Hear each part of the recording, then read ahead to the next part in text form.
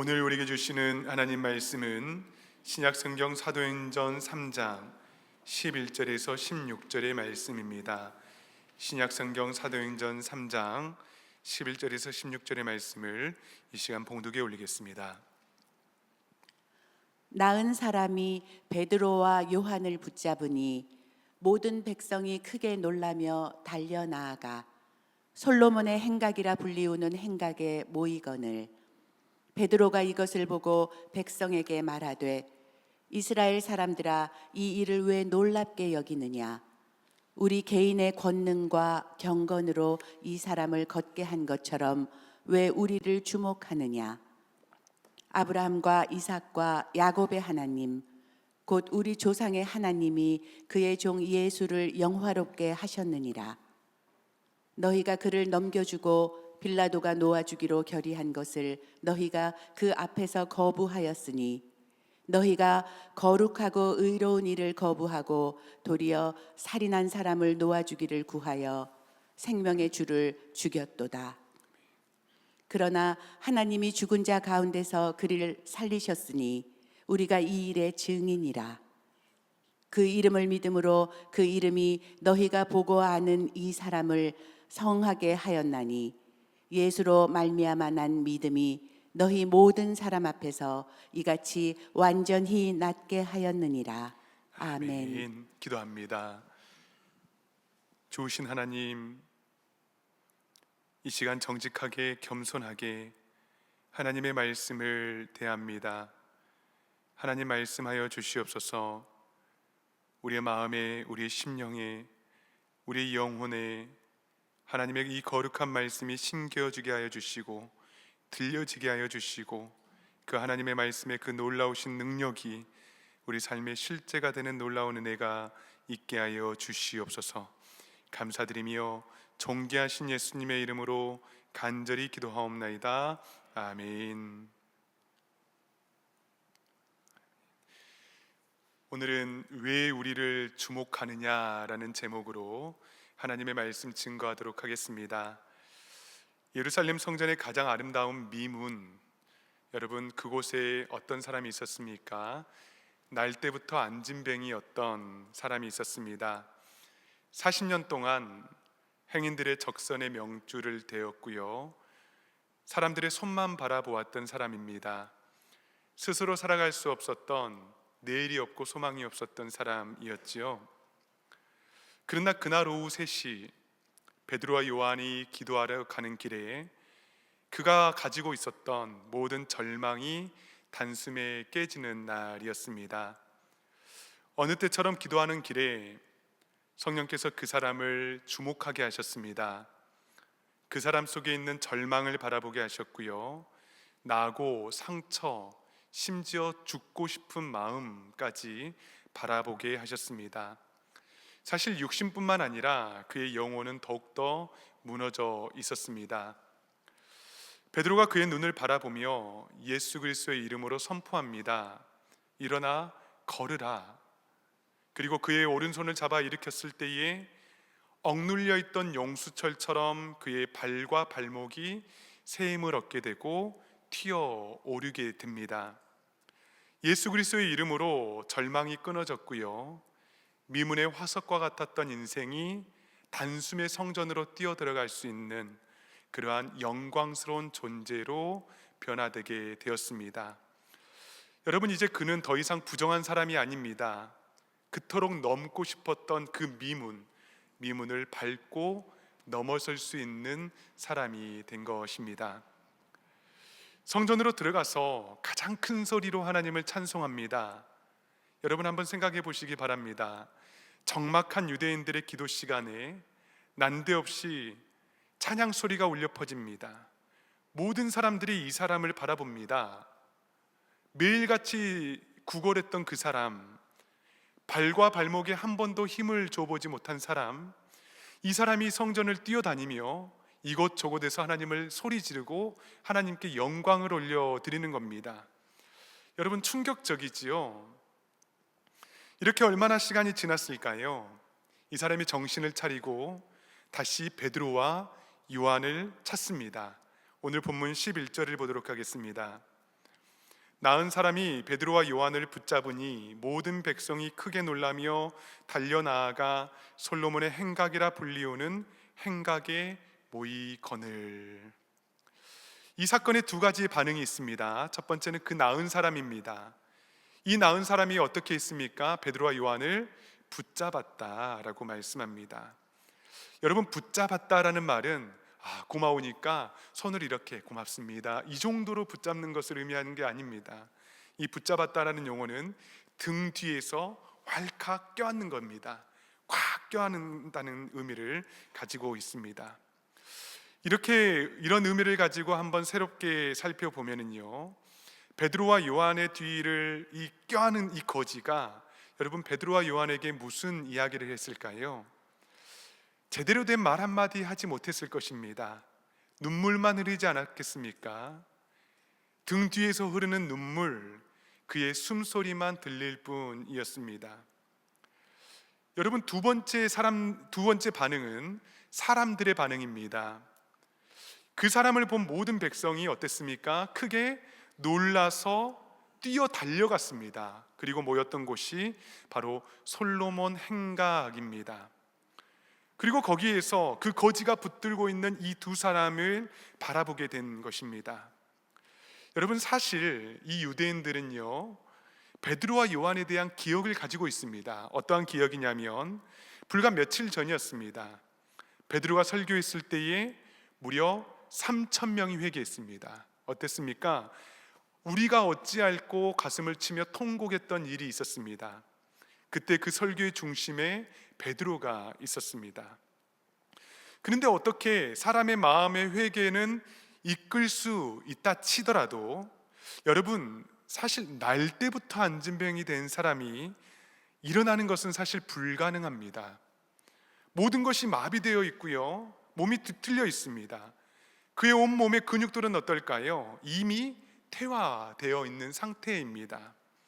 그런데 또 그 베드로가 그리고 요한이 이 안진뱅이를 일으켜 세운 것입니다. 사람들이 놀랄 수밖에 없지요.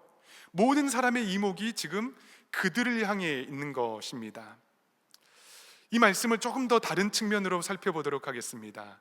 이곳은 어디입니까? 지금 솔로몬 행각입니다. 여러분, 행각은 건물을 중심으로 이 사방에 일렬의 기둥을 두고 이 지붕만 씌운 곳이 바로 행각입니다. 그리고 사람들이 그곳을 오고 가면서 많은 일들을 합니다. 예루살렘 성전에는 두 가지의 행각이 있었거든요. 왕의 행각과 솔로몬 행각입니다. 왕의 행각은 주로 상업 활동이나 행정, 재판이 열렸고요, 솔로몬의 행각에서는 토론이나 가르침, 그리고 집회들이 열리곤 했습니다. 사실 과거 예수님께서도 수전절, 하누카라고 하죠. 이 수전절에 이 솔로몬 행각을 걸으신 적이 있습니다. 이때 걸으면서 예수님께서 유대인들에게 이런 말씀을 하셨습니다. 나와 내 아버지는 하나시니라. 깜짝 놀랐습니다. 불경한 말이었죠. 이렇게 예수님께서 유대인들을 가르쳤을 때에 그때 분노했습니다. 유대인들이 돌을 들었고요, 예수님께 돌을 들어 던지려고 했습니다. 예수님을 돌려 치려 했던 그곳에 지금 베드로와 요한이 다시 서 있는 겁니다. 스승이 섰던 그 자리입니다. 여러분, 공간은 사실 기억을 품습니다. 어떤 장소에서 일어난 불편한 그 아픈 기억들이 있을 때에 우리는 본능적으로 그 장소를 피하게 됩니다. 트라우마라고 하지요. 교회에서 상처받는 이들이 교회를 피하는 이유가 무엇일까요? 그 상황에 대한 트라우마가 있기 때문입니다. 그런데 사실 베드로와 요한이 지금 똑같은 장소에 똑같은 사람들에 의해서 둘러싸여져 있습니다. 여러분, 어쩌면 그게 그들에게 트라우마가 되지 않겠습니까? 두려움에 대한 기억이 그곳에 담겨 있습니다. 그런데 놀라운 것은 성령께서 그들에게 임재하시자 그들이 가지고 있었던 두려움의 문제들, 아픔, 상처, 이 모든 내면의 것들을 하나님께서 치유해 주셨고요, 회복시켜 주셨습니다. 여러분 한번 12절을 보도록 하겠습니다. 베드로가 이것을 보고 백성에게 말하되 이스라엘 사람들아, 이 일을 왜 놀랍게 여기느냐? 우리 개인의 권능과 경건으로 이 사람을 걷게 한 것처럼 왜 우리를 주목하느냐? 여러분, 더 이상 여종 앞에서 두려워 떨던 베드로가 아닙니다. 도리어 담대하게 지금 유대인들에게 두 가지를 묻고 있죠. 반문하고 있습니다. 먼저는 이 일을 왜 놀랍게 여기느냐? 놀라운 일이 아니다라는 것입니다. 두 번째는 우리 개인의 권능과 경건으로 이 사람을 걷게 한 것처럼 왜 우리를 주목하느냐? 왜 우리를 주목하느냐라고 반문합니다. 여러분, 사실 주목받을 만한 상황이잖아요. 만약에 거기에서 하고 아무 말 없이 그 자리를 떠났다면 어떻게 됐을까요? 조금은 주목받지 않을까요? 적당하게 주목받을 수 있었을 것입니다. 그런데 이 상황이 여러분, 사도행전의 첫 번째 위기가 될 수 있는 상황이었습니다. 내가 주목받을 수 있는 상황 말입니다. 여러분, 영적인 위기는 다양한 방법으로 찾아옵니다. 각 사람에게 맞게끔 찾아오거든요. 여러분, 베드로는 어떤 사람이었습니까? 드러내기 좋아하는 사람이었습니다. 주목받기 좋아하는 사람이었다고요. 사람들에게 주목받는 이 상황이 베드로에게 지금 찾아왔습니다. 위기였습니다. 마찬가지로 우리에게도 각각의 연약함이 있습니다. 사단은 우리의 연약한 부위들을 맞춤 공격을 합니다. 분노, 성냄, 불안, 질투, 음란, 작은 틈이 보이면 그곳을 공격하여서 우리의 신앙생활이 무너지게 한다고요. 특별히 은혜를 경험한 뒤에 우리가 이것들을 조심해야 합니다. 베드로는 자신이 주목받고 있는 상황을 단호하게 이 두 가지의 반문을 통해서 거절합니다. 왜 이것이 큰일이냐? 큰일이 아니다. 왜 우리를 주목하느냐? 우리가 주목받을 대상이 아니다는 것입니다. 여러분, 견지망월이라는 고사성어가 있습니다.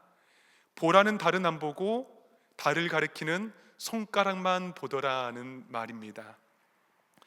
만약에 이 두 제자가 그곳에서 자신들에게 향한 시선과 환호를 조금은 즐겼다면 어떻게 됐을까요? 야, 진짜 대단한 사람들이구나. 대단히 능력 있는 사람들이구나. 이러한 평가를 조금이라도 붙잡고자 했다면 어땠을까요? 여러분, 앞으로 있을 사도행전의 역사는 절대로 일어나지 않았을 것입니다. 저는 우리 성도님들이 이 드러냄의 유혹에서 벗어날 수 있기를 간절히 소망합니다.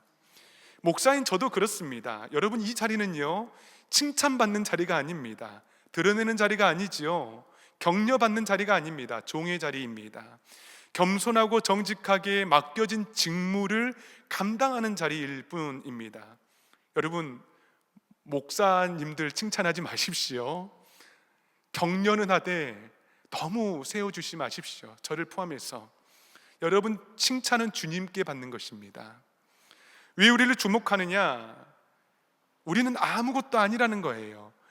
우리는 달을 가리키고 있는 손가락에 불과하고 모든 주목은 예수 그리스도께로 인도했을 때에 여러분, 성령께서 그들 안에서 큰 권능으로 역사해 주신 것입니다.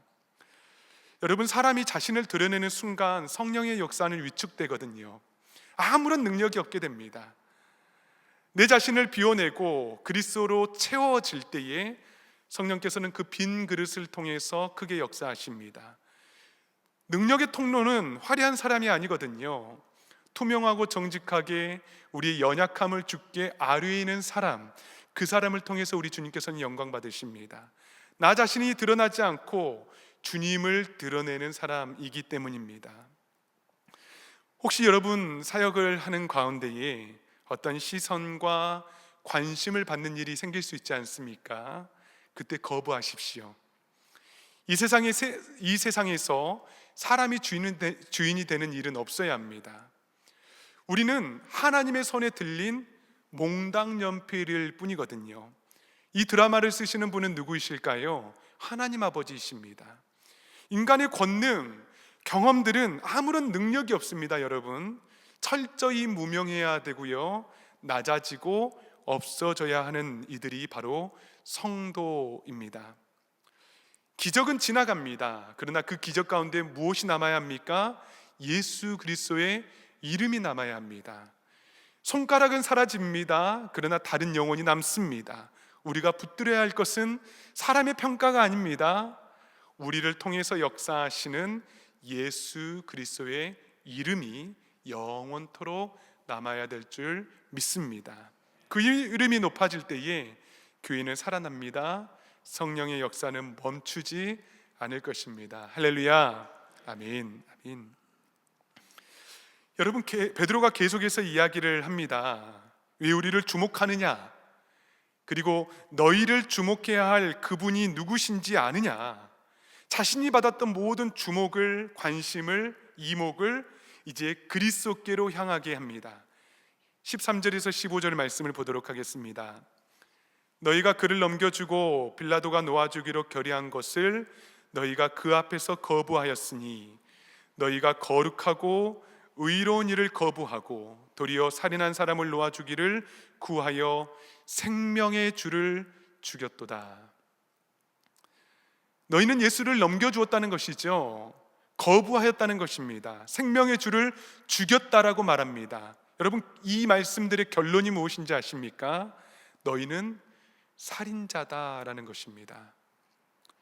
예수를 믿는 우리들도 받아들이기 어려운 말이지 않습니까? 당시 유대인들은 어땠을까요? 그런데 나중에 이 설교를 듣고요, 3,000명이 아니라 5,000명이 회개하게 됩니다. 그들이 죽인 분이 누구신지를 반드시 말해야 했습니다. 여러분, 복음은 우리에게 거리끼는 것이거든요. 때로는 내 마음에 걸림돌이 됩니다. 듣고 싶지 않아요. 누가 나더러 예수를 죽인 사람이다 라고 한다면 여러분 어떻습니까? 기분 좋지 않지요. 알고는 있지만은, 팩트이긴 하지만은 그 기분이 뭔가 좋지 않습니다. 제가 여러분들에게 이 시간 옆 사람들과 함께 인사하겠습니다 라고 하는데 당신은 살인자입니다 라고 인사하면 어떨까요? 복음은 이런 것입니다. 거리껴지는 거예요. 듣기 좋아하지 않습니다. 제가 말씀을 준비하는데 말씀이 진척이 없었습니다. 말씀을 준비하는데 너무 고통스러웠습니다. 왜일까? 왜일까? 묵상하고 기도하는데 성령님께서 먼저 제 마음을 질책하셨습니다. 당신이 먼저 살인자라고 제 마음을 책망하셨습니다.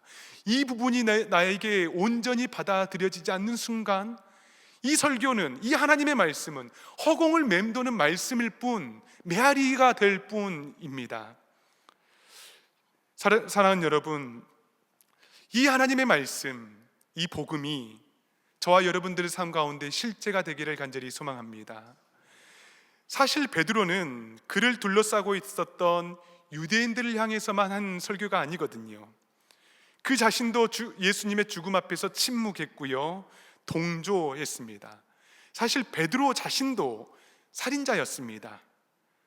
우리가 죽인 하나님의 아들 예수께서 지금 이 사람을 걷게 하시고 지금 그 사람이 우리와 함께 있다라고 말하고 있는 것입니다. 사랑하는 여러분, 이 거리끼는 복음이 우리에게 실제가 되기를 간절히 소망합니다. 이 복음이 나에게 실제가 되지 않으면 반드시 복음이 들어서야 할 자리에 세상이 들어서게 됩니다. 세상의 생각들, 가치들, 세상의 성공의 방식들이 자리 잡게 됩니다. 왜 그렇게 심각하게 예수를 믿냐고 여러분 이렇게 묻게 됩니다. 그리고 그때 등장하는 것은 무엇인지 아십니까? 바로 다른 복음입니다. 다른 복음은 전혀 다른 복음이 아니에요. 조금 다른 복음입니다. 복음인 것 같아요. 그러나 어떻게 하면 더 행복해질 수 있을까? 어떻게 하면 성공할 수 있을까? 어떻게 하면 더 잘 살 수 있을까를 질문하는 것이 우리 신앙의 중심으로 들어서게 되는 것입니다. 물론 성도의 삶의 형편이 중요하지요. 잘 살아야 합니다. 기뻐야 합니다. 행복해야 합니다. 그러나 그것이 진짜 복음의 핵심은 아닙니다. 십자가와 예수 그리스도의 죽으심과 부활이 결여된 이 복음은 복음의 무늬, 복음의 옷만 입고 있는 다른 복음일 뿐입니다. 우리가 이 복음 앞에서 너희가 생명의 주를 죽였도다 라는 이 거리끼는 돌 앞에서 이 복음이 우리의 실제가 되기를 원합니다. 우리의 삶 가운데에 메아리칠 수 있기를 원합니다. 그리고 고백하기를 간절히 소망합니다. 주님, 제가 살인자입니다. 제가 주님을 죽였습니다. 주님, 나를 위해 돌아가신 주님을 찬송합니다. 주여 나와 함께하여 주시옵소서. 간절하게 고백하고 그 복음이 나의 삶 가운데에 마음껏 펼쳐질 수 있기를 간절히 소망합니다. 여러분, 여기에 우리 소망이 있는 것이죠. 15절 말씀을 한번 보도록 하겠습니다. 생명의 주를 죽였도다. 그러나 하나님이 죽은 자 가운데에서 그를 살리셨으니 우리가 이 일의 증인이라. 우리는 여러분 생명의 주를 죽였습니다. 그러나 하나님께서는 이 생명의 주를 죽인 살인자로 우리의 인생을 마감하게 하지 않으셨고요. 그러나 항상 역전과 반전이 있는 인생을 살게 하십니다. 하나님께서는 그를 살려주셨고 우리는 이 일의 뭐라고요? 증인이라. 여러분, 증인은 어떠한 사람일까요? 직접 보고 경험하고 듣고 만져본 사람입니다. 그 현장을 관찰한 사람입니다. 이미 십자가를 경험한 사람, 빈 무덤을 경험한 사람, 부활을 만나보았던 사람들입니다. 이 일에 우리가 증인이래요. 성령께서 우리에게 임하시니 우리를 살인자와 절망의 존재에서 그저 내버려 두지 않으시고 그러나 우리를 성령의 능력으로 증인 삼아 주셨습니다. 여기에 우리의 소망이 있는 것입니다. 할렐루야. 여러분, 우리는 인격적으로 주님을 만난 사람들입니다. 그렇죠? 여러분, 증인은 담대합니다. 성령께서 우리 가운데 역사하시니 담대할 수밖에 없지요. 잠잠할 수 없습니다. 선포합니다. 예수 그리스도께 소망이 있다고 전할 수밖에 없습니다. 왜 우리가 두려워합니까? 왜 근심합니까? 불안해합니까? 예수께서 우리의 증인 되어 주시고 또 우리는 우리 주님의 증인이 되어 주시고 성령께서 우리와 함께 하시고 우리 모든 삶을 통하여서 주님께서 홀로 영광 받아 주시는데 우리가 불안해할 필요가 없다는 것이죠. 우리가 주목받을 수 있는 어떠한 상황, 자리에서도 주님의 증인이 될 수 있기를 간절히 소망합니다. 나를 통해서 주님이 드러나야 되는 거예요. 나의 모든 말과 행동과 나의 모든 생각을 통해서 주님이 드러날 수 있는 통로, 그 통로가 될 수 있기를 간절히 바랍니다. 살인자였던 내가 이제 주님께서 나를 증인 삼아 주셨습니다. 증인으로 살아가게 하시는 주님을 찬송할 수 있기를 간절히 바랍니다. 여러분, 베드로가 그들을 크게 책망한 이유가 무엇인지 아십니까? 그들에게도 소망이 있다는 것을 알려주기 위해서예요. 16절 말씀 보도록 하겠습니다. 그 이름을 믿음으로 그 이름이 너희가 보고 아는 이 사람을 성하게 하였나니 예수로 말미암아 난 믿음이 너희 모든 사람 앞에서 이같이 완전히 낫게 하였느니라. 아멘. 지금 이 사람이 어떻게 낫게 되는지 아느냐? 바로 믿음으로 낫게 되었다. 여러분, 유대인들은 믿음을 몰랐거든요. 이들은 율법과 전통을 지킴으로 살아갔던 사람들입니다. 그들은 믿음을 이해하지 못했어요.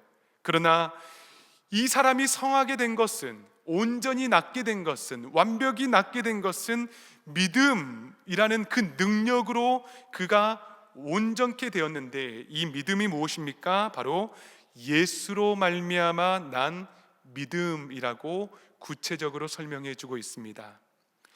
여러분, 믿음에도 여러 종류가 있습니다. 믿음이 나를 주체로 할 때에는 내 믿음이 되는 것입니다. 내가 믿는 것이죠. 내가 믿게 되면 여러분은 어떻게 되는지 아십니까? 이 믿음이 흔들립니다. 주저앉을 때가 많습니다. 그러나 성경이 말하는 믿음은 은혜로 믿어지는 것입니다. 믿어지는 것이 은혜예요. 믿을 수 없는 자격을 가지고 있어요. 우리는 자격이 없어요. 그러나 성령께서 함께 해주시고 예수님께서 먼저 찾아와 주심으로 우리에게 믿을 수 있는 믿음을 허락해 주신 거예요. 그것이 바로 믿음입니다. 예수님께서 낫게 하시겠다라는 이 믿음을 베드로와 요한에게 주셨습니다. 기도하러 가는 길에 그 마음에 이 믿음을 주셨다고요.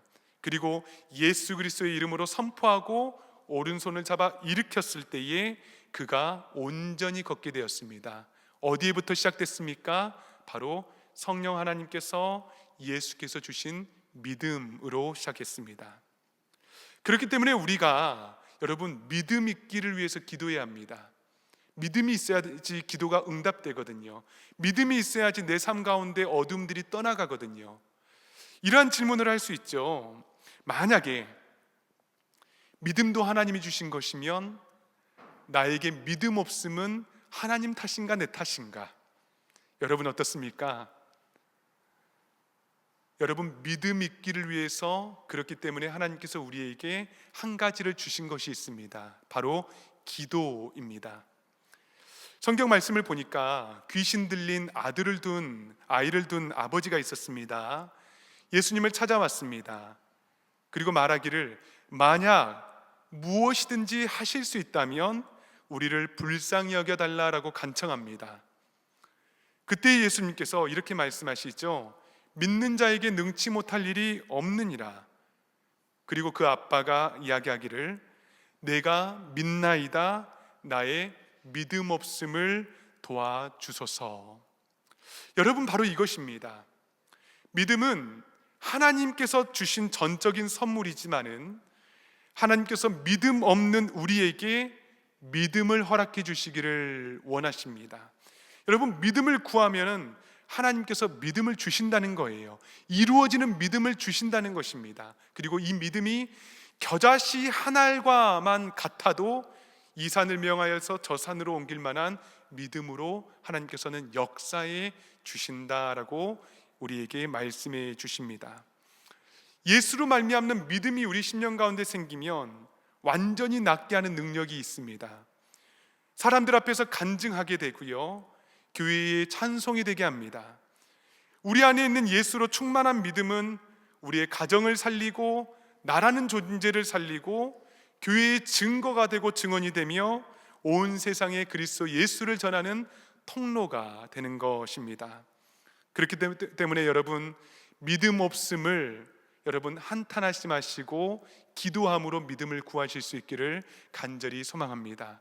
예수님께서 우리에게 믿음을 주실 때에 우리를 통해서 역사하시는 성령 하나님의 놀라우신 능력이 반드시 일어날 것입니다. 완전히 낫게 하시는 능력, 완전히 회복케 하시는 능력, 완전히 일어서서 걷게 하시며 우리의 입술로 하나님을 찬송하게 하는 그 능력이 우리의 삶 가운데 펼쳐지고 하나님의 드라마가 우리의 인생을 통해서 쓰여질 줄 믿습니다. 사랑하는 여러분, 간절히 바라기는 우리가 주목받는 모든 상황 가운데에서도 오직 예수 그리스도께서 주목받으시며 예수님께서 우리에게 허락해 주시는 그 예수로 말미암는 믿음을 통하여서 온전히 예수께로 향할 수 있는 예수님 홀로 영광 받아주시며 우리의 인생을 통해서 역사해 주시는 그 하나님의 놀라우신 은혜를 우리가 붙들며 살아가는 복되고 귀한 인생 될 수 있기를 간절히 소망합니다. 아멘. 이 시간 다 함께 기도하도록 하겠습니다. 사랑하는 여러분, 이 시간에 찬송하며 기도할 때에 우리가 주목받을 수 있는 수많은 상황들이 있습니다. 그러나 여러분 그때마다 주님을 배신하지 않기를 원합니다. 나의 영광으로 가로채지 않기를 원합니다. 나의 모든 삶과 생각과 말과 행동을 통하여서 그리고 사역을 통하여서 온전히 예수님이 드러날 수 있기를 간절히 원합니다. 우리는 죽어야 하는 존재이고 우리는 사라져야 하는 존재이고 우리의 인생을 통하여서 오직 예수 그리스도 홀로 영광을 받으실 수 있다면 우리의 사명을 완수하는 것입니다. 이 시간 우리 다 함께 찬양할 때에 하나님 아버지 무엇과도 주님을 바꾸지 않겠습니다 고백하며 이 시간 기도하는 시간 갖도록 하겠습니다. 무엇과도 주님을 바꾸지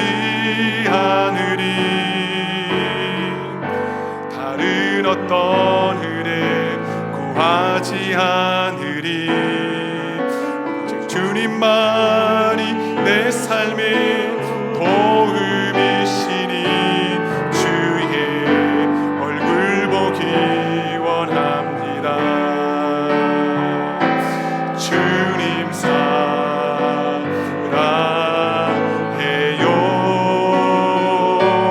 온 마음과 정성 다해 하나님의 신실한 친구 되기 원. 나 무엇과도 주님을 바꾸지 않으리. 무엇과도 주님을 바꾸지 않으리. 다른 어떤 은혜 구하지 않으리. 오직 주님만이 내 삶의 도움이시니 주의 얼굴 보기 원합니다. 아멘. 주님 사랑해요.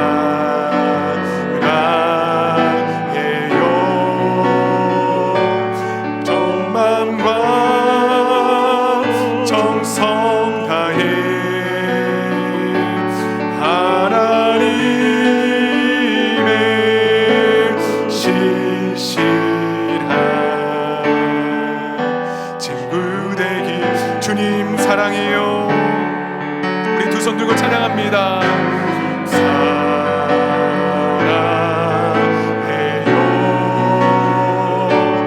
온 마음과 정성 다해 하나님의 신실한 친구 되기 원합니다. 사랑하는 여러분, 이 시간에 우리 간절하게 기도할 때에 하나님의 말씀을 생각하며 기도하기를 간절히 소망합니다. 우리가 주목받을 수 있는 수많은 자리와 환경 가운데에서도 끊임없이 우리가 우리의 몸을 쳐서 복종시켜야 하는 것은 내가 죽어야 주님이 살기 때문이고, 내가 낮아지고 내가 없어져야 주님께서 영광 받으실 수 있기 때문입니다. 나의 드러냄의 이 욕망과 유혹 가운데에서 하나님, 나는 사라지게 하여 주시고 온전히 주님께서 영광 받아 주시는 그 놀라운 은혜가 우리 공동체 가운데, 나의 삶 가운데에 있게 하여 주시옵소서. 하나님, 왜 나를 주목하느냐라고 반문할 수 있는, 온전히 모든 영광과 존귀를 주님께 올려드릴 수 있는 복된 삶 되게 하여 주시옵소서. 이 시간 주여 한번 무릎 각오하며 결단하며 기도하며 나아갑니다. 주여, 하나님 아버지, 이 시간에 간절히 기도하며 나아갑니다. 주님, 이 시간에 내가 주목받을 수 있는 수많은 자리와 환경 가운데에서도 하나님, 우리가 하나님 끝까지 우리 주님을 높여드리며 주님을 의지하며 주님께 영광 올려드리며 나아갈 수 있도록 주님, 우리 마음 가운데 함께하여 주시옵소서. 하나님, 간절히 기도하고 소망하는 것은 하나님, 내가 드러나는 모든 자리에서 하나님, 나는 낮아지게 도와주시고, 나는 무명으로 살게 도와주시고, 나는 없어지게 하여 주시고, 온전히 나를 통하여서 역사해 주시는 우리 주 예수 그리스도의 이름만이 높이 힘을 받을 수 있도록 주여 은혜를 베풀어 주시옵소서. 하나님, 우리 모든 심령들이 더욱더 겸손하게 주님의 은혜를 간절히 사모하며 나아갑니다. 하나님, 이 시간에 우리를 통하여서 일하여 주시는, 우리 통하여 하는 역사하여 주시는 하나님 아버지를 우리로 하여금 만날 수 있도록 주여 은혜를 베풀어 주시옵소서. 오 주여 역사하여 주시옵소서. 사랑하는 여러분, 이 시간에 우리 다시 한번 기도할 때에 우리 주님께서 우리에게 말씀해 주십니다. 너희가 거절하고 거부하며 생명의 주를 죽였도다. 여러분, 복음은 거리끼는 것입니다. 거치는 돌입니다. 듣기 싫습니다. 거부하고 싶습니다. 멀리하고 싶습니다. 그러나 이것이 복음입니다. 하나님 아버지, 우리가 주님을 죽였습니다. 생명의 주를 우리가 거부했습니다. 하나님, 그러나 우리를 그러한 인생에서 머물게 하지 않으시고 하나님께서 그 예수 그리스도를 영화롭게 하여 주셨고 우리를 이 모든 일의 증인 삼아 주셨습니다. 예수를 만나게 하여 주셨습니다. 우리 인생이 변화되게 해 주셨습니다. 사랑하는 여러분, 이 시간에 우리 다시 한번 기도할 때에 하나님, 우리가 이 귀한 복음을 끝까지 붙들게 하여 주시옵소서. 하나님, 이 복음이 우리 삶의 실제가 되게 도와주시고 이 복음이 우리 삶 가운데 역사해 주실 때에 하나님 아버지의 놀라우신 은혜, 그 복음의 놀라우신 사랑과 놀라운 능력이 우리 삶 가운데 펼쳐질 수 있도록 하나님 역사하여 달라고 이 시간 주여 한번 부르짖고 복음을 간구하며 기도하며 나아갑니다. 주여, 하나님 아버지, 우리가 복음을 거부하였습니다. 주님을 거부하였습니다. 주님을 멀리하였습니다. 하나님, 이 시간에 우리에게 찾아와 주시어서 우리가 거부하고 우리가 멀리했던 그 예수 그리스도를 우리가 하나님 삶으로 받아들일 수 있도록 주여 도와주시옵소서. 하나님, 이 복음이 거리끼는 것이었고 이 복음이 하나님 멀리하고 싶은 것이었지만은 내 마음을 우리가 솔직하게 하려입니다.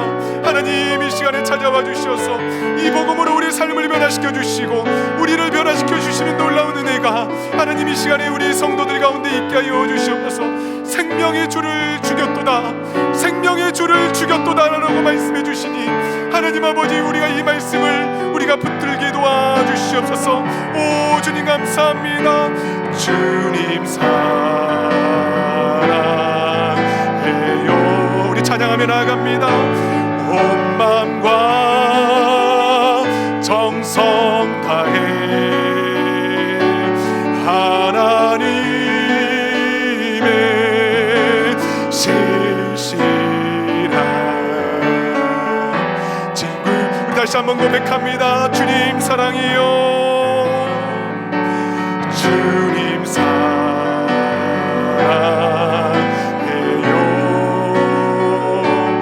온 마음과 정성 다해 우리의 모든 것을 다해서 하나님의 신실한 친구 되기 원하. 사랑하는 여러분, 이 시간에 우리 마지막으로 기도할 때에 이 시간 중보하는 기도를 드리도록 하겠습니다. 우리 주변에 성전의 미문과 같은 인생이 얼마나 많이 있습니까? 육체의 질병 때문에 온전히 예배하지 못하고 하나님을 온전히 바라보지 못한 우리 사랑하는 형제 자매들이 있습니다.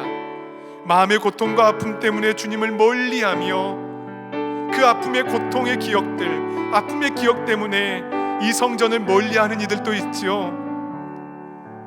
우리 주변에 예수 그리스도의 복음을 듣지 못하고 이 생명의 주를 죽였도다라는 이 거룩하신 복음 앞에 거리끼는 돌로만, 거리끼는 것으로만 여기며 살아가는 이들도 있습니다. 이 시간 우리 다 함께 믿음으로 기도하기를 간절히 소망합니다. 주님, 이 시간 우리에게 예수 그리스도로 인한 믿음을 허락하여 주시사 하나님 그 믿음을 붙들고 기도하게 하여 주시옵소서.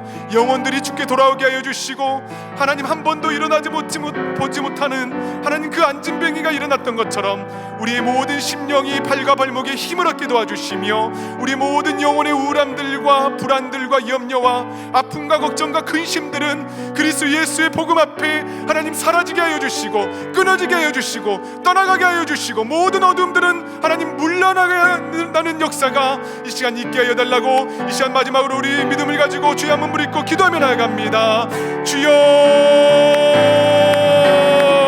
하나님 이 시간에 우리가 믿음을 가지고 기도합니다. 생명의 주를 우리가 죽였다라고 말씀해 주셨지만은 하나님 아버지, 우리가 예수 그리스도로 인한 그 믿음을 가지고 살아갑니다. 하나님, 우리는 자격이 없습니다. 우리는 하나님 능력이 없습니다. 그러나 하나님 우리에게 기도할 수 있는 능력을 허락해 주시니 감사합니다. 우리가 끝까지 기도하게 도와주시고 고백하게 도와주시고 선포하게 도와주시고 찬양하게 도와주시고 하나님 아버지의 놀라우신 은혜를 우리가 마음껏 높여드리며 주님을 찬송할 수 있는 그 은혜들을 우리가 허락하여 주시옵소서. 하나님 아버지, 이 시간에 간절히 기도하는 것은 우리 형제자매들 중에서 하나님 육신의 질병 가운데 고통받고 눈물 흘리며 죽고 싶다 말하고 있는 영혼들이 있습니다. 하나님 찾아가 주시고 예수 그리스도의 권능으로 예수 그리스도의 이름으로 발과 발목에 힘을 얻게 도와주시옵소서. 우리의 마음의 트라우마와 아픔과 고통의 기억 때문에 예수를 멀리하는 하나님 이들도 있습니다. 이 시간 하나님 역사하여 주셔서 예수께로 돌아오는 놀라운 은혜가 있게 하여 주시옵소서. 하나님 아버지, 또한 간절히 기도하는 것은 우리 영혼이 온전히 예수를 바라보게 하여 주시옵소서. 우리의 영혼이 예수를 바라보게 하여 주시옵소서. 온전히 예수만을 바라보게 하여 주시고 예수만을 높여드리게 하여 주시고 온전히 우리 주님만을 높여드리는 거룩한 인생 살아갈 수 있도록 우리 모든 흑암의 권세와 아픔과 권능을 하나님 아버지 용서하여 주시옵소서. 오 주님 아버지 감사합니다. 주님을 송축합니다. 주님을 찬양합니다. 사랑이 많으신 하나님 아버지, 이 시간 간절히 기도하며 나아갑니다. 주여, 우리는 자격 없지만은 예수께서 함께 해주심으로 우리가 예수 그리스도의 능력으로, 예수 그리스도의 권능으로 큰 일을 행합니다. 주님, 그러나 우리의 능력이 아님을 우리가 고백합니다. 우리는 통로이고 수단이며 주님을 가리키는 손가락일 뿐입니다. 하나님의 손에 붙들린 몽당 연필일 뿐입니다. 주여, 주목받는 모든 자리의 유혹들을 우리가 무찌르게 하여 주시며 온전히 우리 인생을 통하여서 주님 홀로 영광 받아 주시는 거룩한 인생 살아갈 수 있도록 주여 역사하여 주시옵소서. 끝까지 무명하게 도와주시고 드러나지 아니하도록 도와주시고 주님 홀로 영광 받아 주시는 복된 인생 살아갈 수 있도록 우리 가운데 함께하여 주시옵소서. 거룩하신 주 하나님 아버지, 이 시간 하나님의 말씀을 통하여 우리들이 하나님을 거부하였고 우리들이 예수 그리스도를 거절하였으며 법 없는 자들의 손에 우리를 예수 그리스도를 넘겨주었고 무엇보다 생명의 주를 죽인 자다라고 말씀해 주셨습니다. 이 하나님 듣기 싫은 이 복음이 우리 삶 가운데 실제가 되게 도와주시고 우리가 이 복음 앞에 하나님 무릎 꿇게 도와주시고 하나님 아버지, 내가 주님을 못 박은 자입니다. 내가 주님을 거역하였고 주님을 멀리했던 자입니다. 하나님, 이 복음 앞에 우리의 한계를 여실히 드러내 주시고 이 복음 앞에 우리의 하나님 연약함과 부족함들이 드러날 수 있는 은혜들을 허락하여 주시옵소서. 하나님, 그러나 우리를 살인자에서 머물게 하지 않으시고 하나님, 우리 예수 그리스도를 영화롭게 하여 주심으로 우리를 그 주님의 증인으로 불러주시니 감사합니다. 하나님, 우리는 주님을 경험한 자이고 주님을 만난 자이며 주님의 복음을 증거하는 자임을 우리가 기억하게 하여 주시고 끝까지 주님 홀로 영광 받아주시는 그 증인의 자리를 포기하지 아니하고 나아갈 수 있도록 주여 역사하여 주시옵소서. 우리의 힘과 우리의 능력으로 우리가 이 자리에 서는 것이 아니라 주님께서 주시는 예수 그리스도로 인한 믿음으로 우리가 그 자리에 서게 하여 주시옵소서. 사랑하는 주 하나님 아버지, 우리 형제자매들을 위해서 간절히 기도합니다. 하나님, 육신의 질병 때문에 마음의 연약함과 우울함과 걱정과 근심이 지배함으로써 하나님 온전히 신앙생활하지 못하는 이들이 있습니다.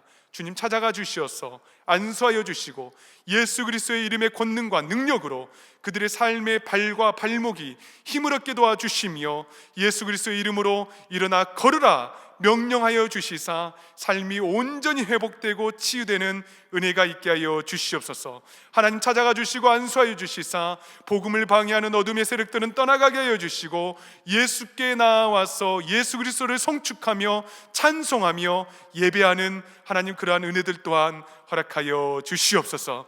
감사드립니다. 주님, 영광 홀로 받아주시기를 간절히 원하고 존귀하신 예수님의 이름으로 간절히 기도하옵나이다. 아멘.